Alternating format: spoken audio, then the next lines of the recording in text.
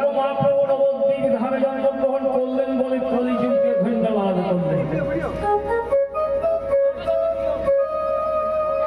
কলিযুগকে ধন্যবাদ করলেন কেন?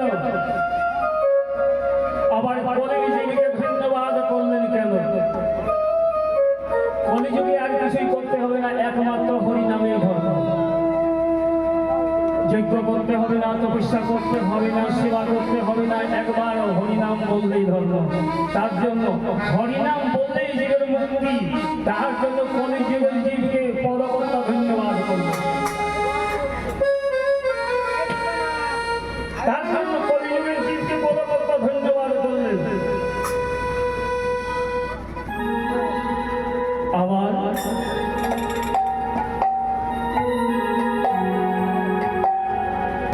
হরিনাম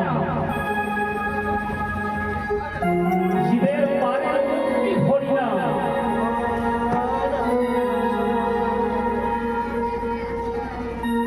জীবের পারের মুক্তি কি হলো না? একমাত্র হরিনাম। হরিনামে কি এত শক্তি আছে?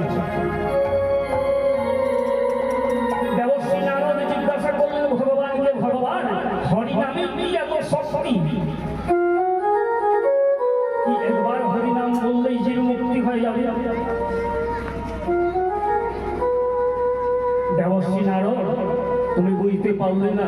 তুমি যদি দেখতে চাও তাহলে হরিনামের কি শক্তি ওখানে দেখো না। ওখানে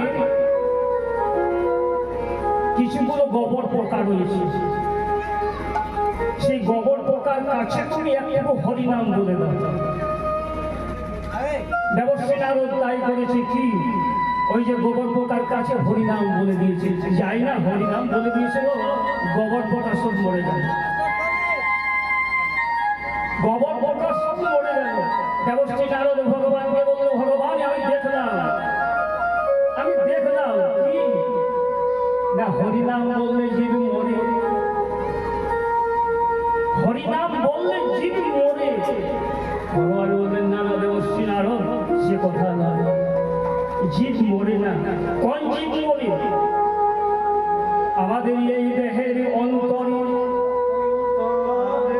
কত কত পাপ পোকা আছে। এই অন্তরে কত পাপ পোকা আছে। সেই পোকার কানে যদি হরিনাম প্রবেশ করে, সেই পোকা মরে, পাপ পোকা মরে। এমন জীব মরে না, এমন জীব মরে না। তবে হরিনামের এত শক্তি, তার জন্য পদকর্তা বললেন কলিযুগ ধন্য।